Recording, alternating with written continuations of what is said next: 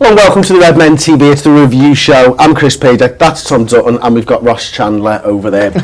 Never had that in school at all, Chris. Thanks for that. It's good. Chris is just pissed off because he played football yesterday and I've nearly killed him. I'm not sure they'd call it playing football, but yeah, I'm dead. Yeah. I'm absolutely dead. It was a charity match. You're supposed to feel good after a charity match. I feel terrible. It was for a good cause, and I enjoy that. But I feel terrible, absolutely terrible. Anyway, I did my best work, as Jamie Carragher once told me, off the ball and off the field. Yeah. Which broke my heart as well. But there we go. I played centre-back, not very well. I shouldn't ever be allowed to have a go at Dejan Lovren, ever again. So this is the review show for that game, not United game? No. If it was the review show for that game, it would last a lot longer than this is going to. Fair enough.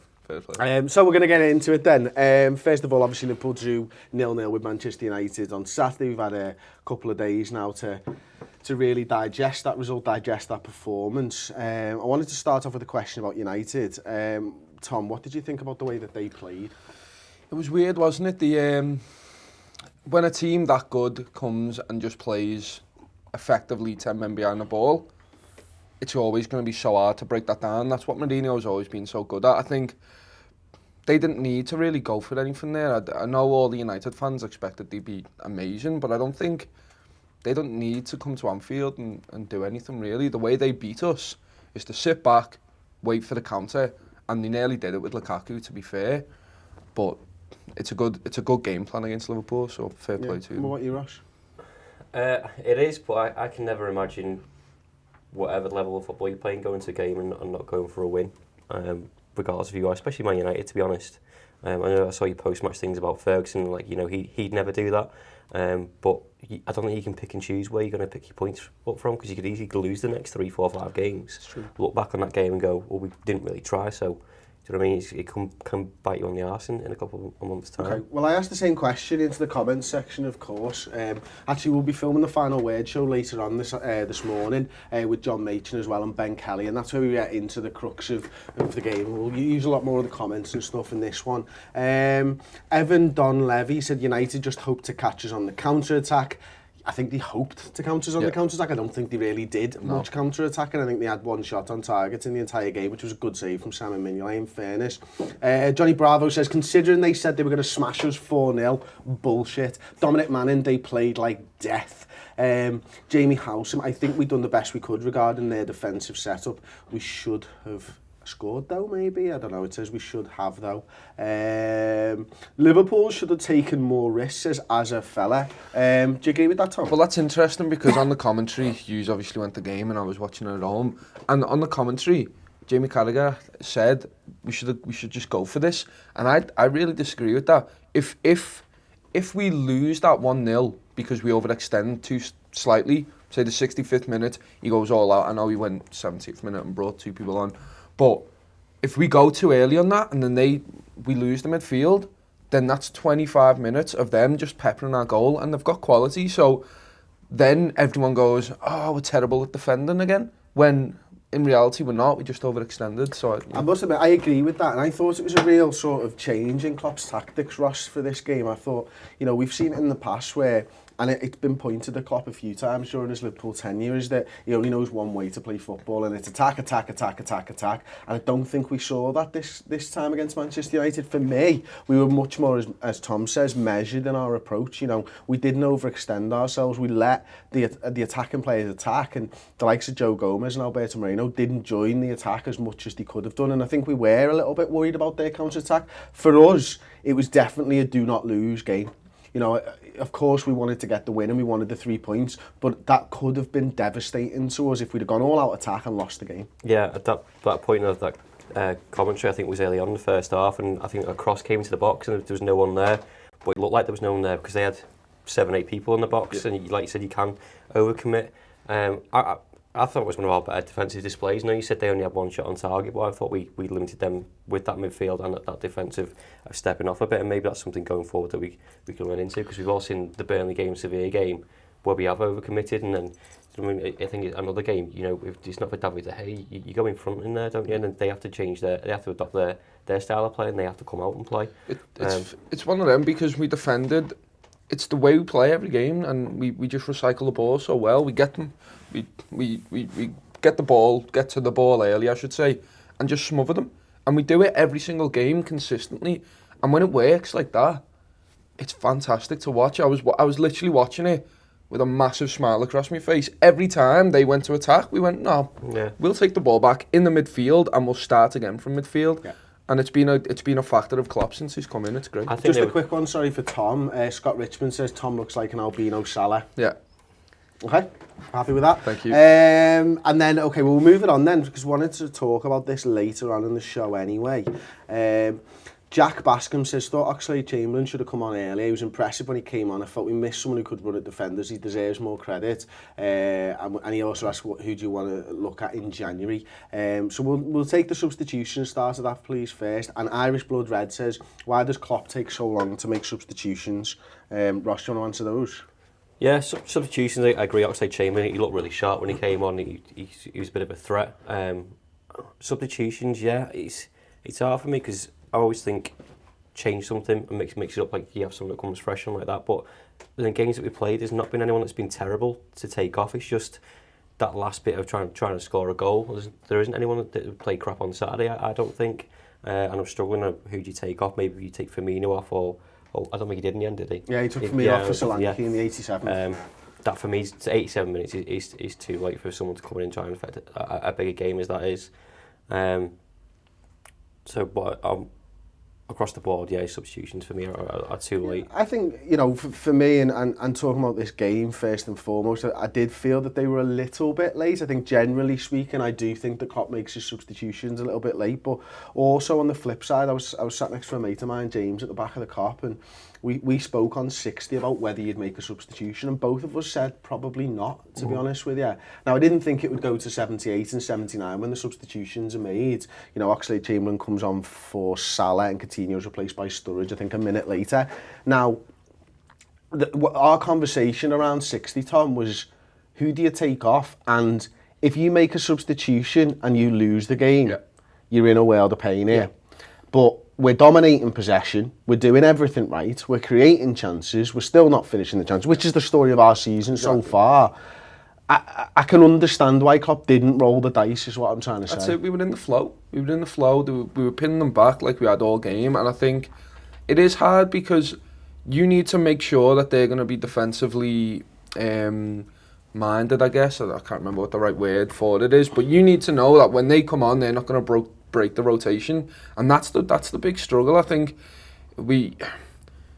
Oxlade-Chamberlain looked good when he came on, but before the game, loads of people were writing him off, saying, he's 35 million wasted, he's all this. So at the start of the game, if you would have said before the game starts, you say bring him on, everyone's like, no, leave Salah on for the whole game. But because he's had, fair enough, he 15. Yeah, he rounded the man twice and put a few good balls in, which is good. We need that bit of impetus from him. We need him to step up because he's going to have to with Mane out.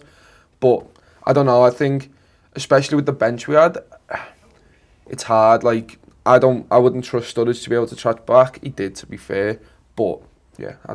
The Sturridge one, I can totally understand the substitution, but again, you know, and I hate to call him out, he just doesn't work hard enough. And I think, is it me calling him out? Because I think everybody knows that now. You know what you're going to get from Daniel Sturridge. I can understand why he's put in there because Klopp wants someone to finish the ball in the area and stuff. He didn't get those opportunities. Oxlade-Chamberlain I thought was massively impressive when he came on, and if he isn't in the starting lineup for Manabor, we'll do the build-up show in the starting 11 later on today. I'll be really disappointed for him because I think in those 15 minutes that's as good a cameo from a Liverpool substitute as I've seen all season long. From a 15-minute spell from a player coming into a massive game like that. You know, the first thing he does, I think it's Darmian at left back at the time.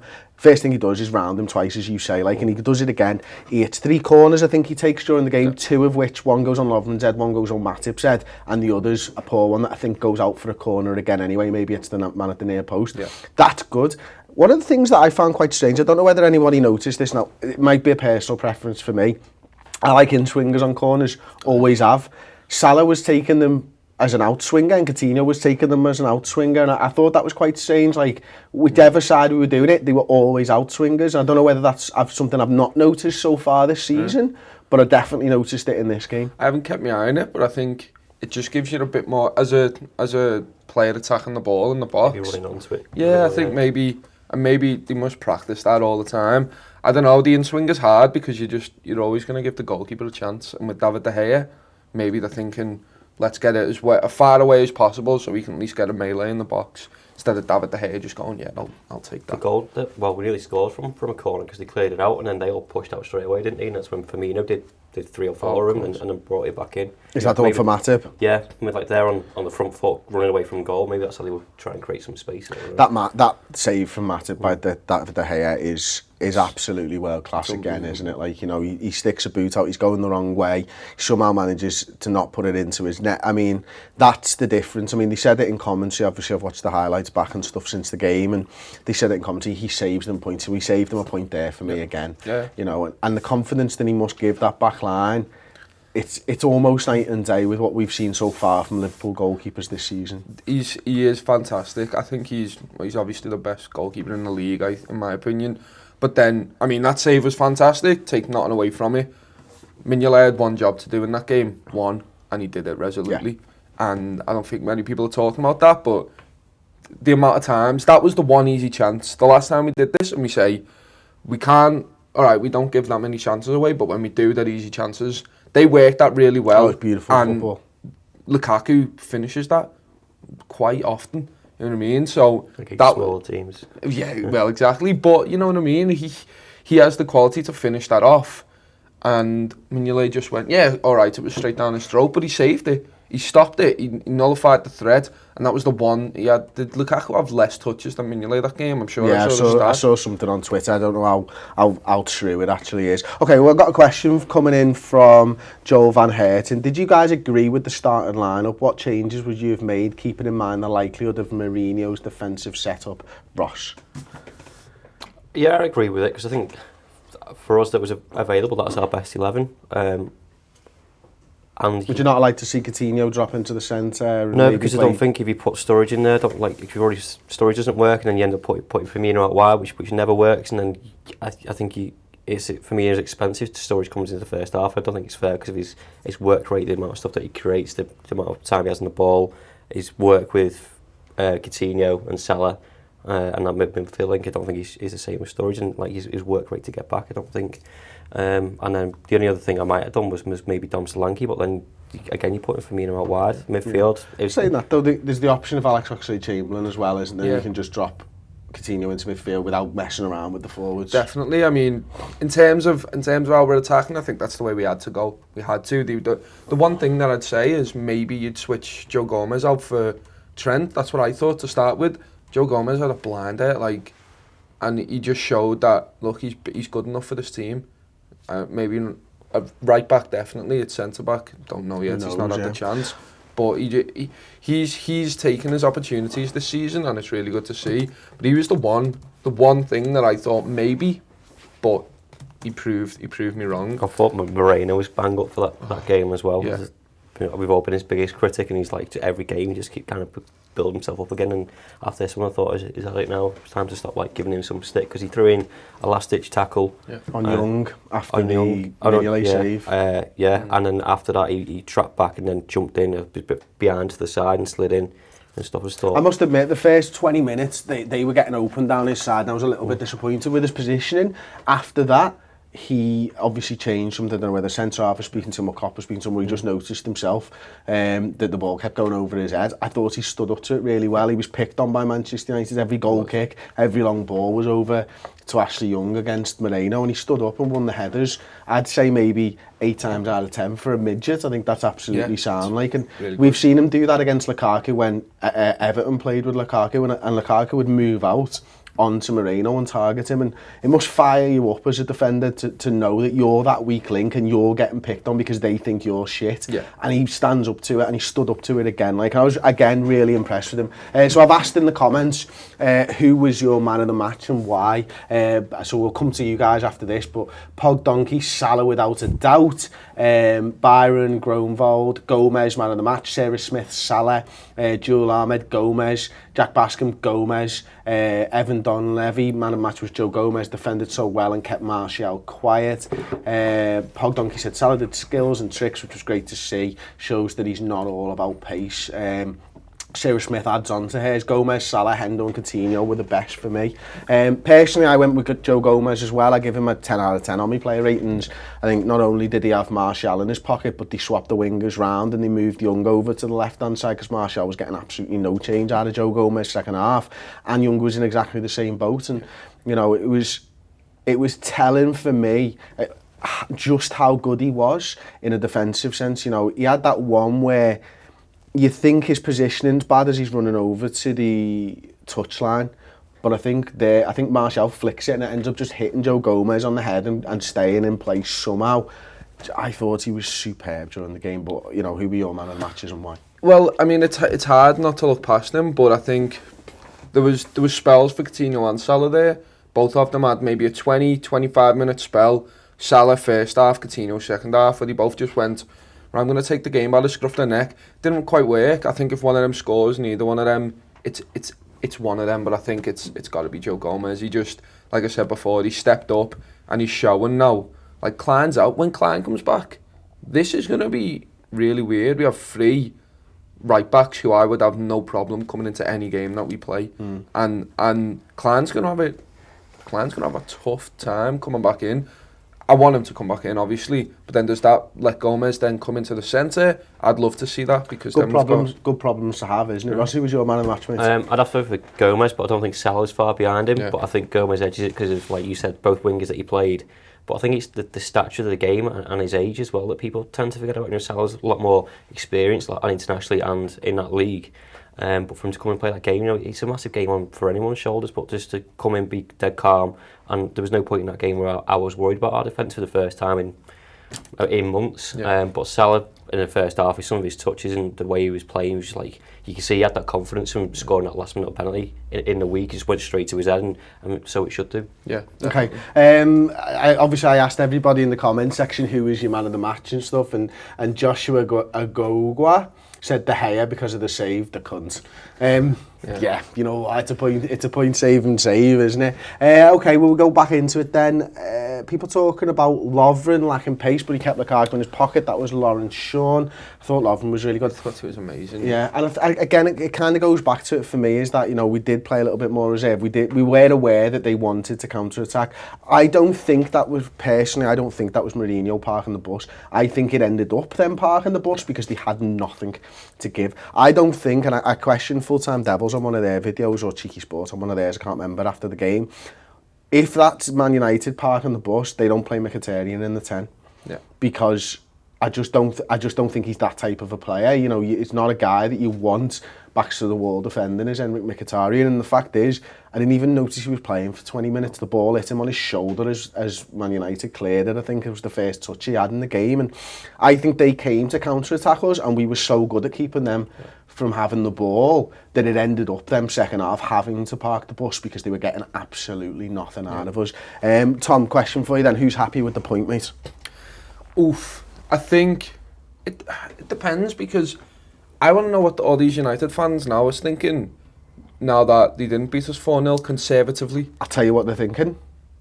A point was really good against a really good side. Yeah, exactly. And I think Mourinho knows that as well. And I'll be honest, I'm not too disappointed with a point. I'm happy with a clean sheet.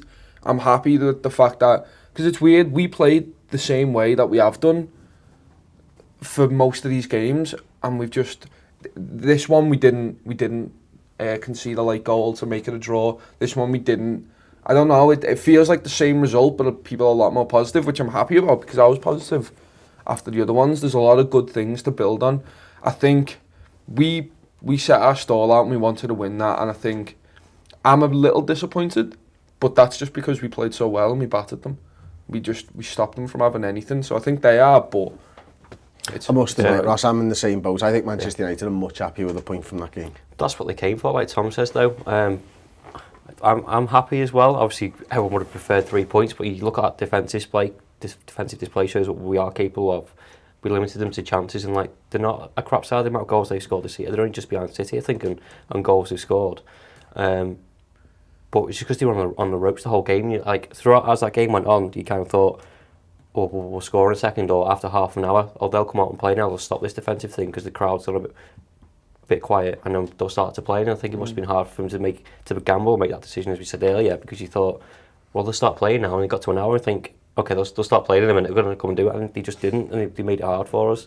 And it's even more difficult when you've got De Gea in front of you, who's, like we said before, for me, he's the best goalkeeper in the league, and he's been one of their best players for 3-4 years. Okay. I'm going to ask a quick question of the comments first, and I'm going to ask you, Shane Byrne, who says, sick of 3 dudes sat around saying it rocks when they were watching the same game. It was crap. Let us know why you thought Liverpool were crap on the day, and we'll read your comments out as well, because obviously we don't feel like that, so we're not going to lie about our opinions, but if you give us a nice comment and tell us why, then we'll read that through and we'll talk about that comments as well, mate, so appreciate that. Well, go on, sorry. And then, I had another one lined up then. Sarah Smith says we need box-to-box players. Chan and Genie are so poor offensively.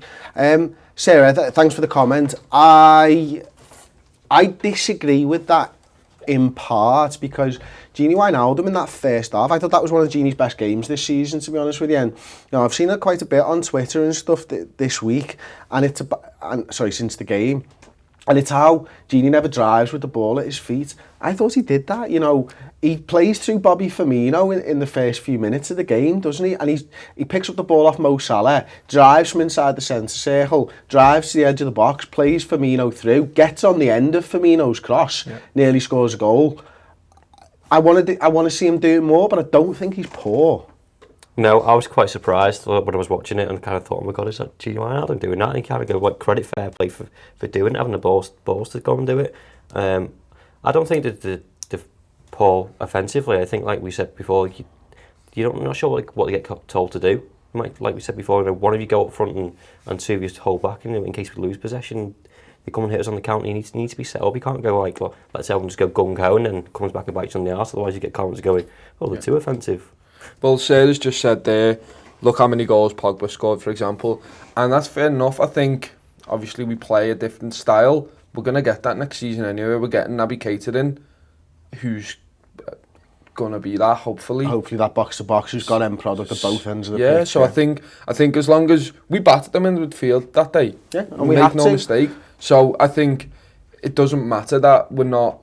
I would love them to get a worldie or whatever, but I think we just were compact. We played really well, stifled everything. I think that's what that midfield sets up to do, just to let our attackers go for it. And I think it's a big... If Lallana's in there, if we've got Mane, then Coutinho comes back in, and we've got that. So I think... That's the point. That's the great point, because that's not our first choice midfield. Yeah. And, the Mane injury, the Adam Lallana injury make it a midfield that we have to play, because you've got to fill in holes elsewhere. Emre Can really scored from throwing himself up front. Yeah, mate, and it was a great run in as well from Emre Can again. Okay, well, we'll wrap it up there, because the other guy who I asked for his opinion on hasn't given us one, so apologies for that. There you go. Then I suppose the next thing to say is that we're obviously going to be recording the Final Word show later today. We've got Paul Machin hosting that one, of course. We've got John Machin, we've got Ben Kelly, and I'll be sitting on that. Then we'll be doing the Uncensored Match build-up show. But if you want to see the proper Final Word show, 45 minutes to an hour dissecting every incident from the Liverpool-Manchester United game.